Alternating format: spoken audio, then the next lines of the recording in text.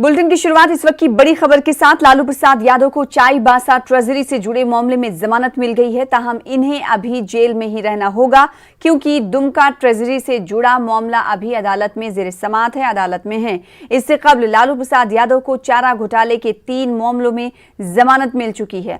दरअसल आधी सजा मुकम्मल होने के हवाला देते हुए लालू प्रसाद यादव ने झारखंड हाईकोर्ट से रुजू किया था। ख्याल रहे कि चाईबासा ट्रेजरी केस में सीबीआई अदालत ने लालू प्रसाद यादव को 5 साल की सजा सुनाई थी। का सस्पेंशन अब सेंटेंस हो गया, यानी कि उनको आज बेल ग्रांट हो गई इस केस में और 2 लाख रुपया की फाइन जमा करनी है और 50,000 दो सिक्योरिटी के साथ जो है बेल बाउंड भरना है। जिसमें 7 साल की सजा हुई है। उसका 1 महीना अगले महीना 9 तारीख को उसका कंप्लीट हो रहा है, तो नवंबर में ही वो बाहर आ पाएंगे। वो दुमका से रिलेटेड है, RC 38A96।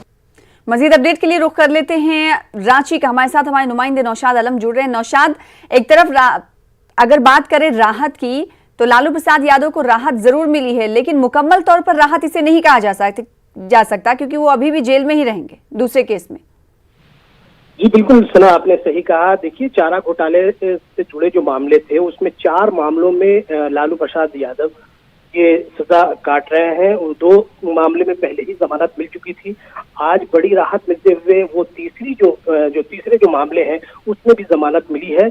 अब ये दुमका ट्रेजरी से भी वहां पे इसी तरह के जो मामले हैं वहां से भी फर्जी तरीके से रकम निकालने का मामला है। उस मामले में अभी भी ये जेल में ही रहेंगे, यानी 9 नवंबर तक जो है इंतजार करना पड़ेगा, क्योंकि 9 नवंबर को वो जो चौथे जो मामले हैं दुमका ट्रेजरी से, तो वहां से जो राहत मिलने के बाद उसके लिए जब वो सजा की जो मुद्दत है यानी हाफ सेंटेंस की बुनियाद पे उसमें भी वो जमानत की अर्जी वो दे सकते हैं और उस बुनियाद पे वो सुनवाई होगी। उसके बाद ही जो है जमानत मिलती है, तब वो जेल से बाहर आ सकते हैं। फिलहाल आज जो जमानत मिली है उससे काफी जो है उन्हें राहत मिली है, उनके अहले खाना को राहत मिली है, उनकी जो हिमायती है उन्हें राहत मिली है और इसी बुनियाद पे यहाँ पे खुशियां देखी जा रही है। लोग मिठाइयां बांट रहे हैं, जो उनके हिमायती हैं, सपोर्टर्स हैं, उनके दरमियान काफी खुशी है।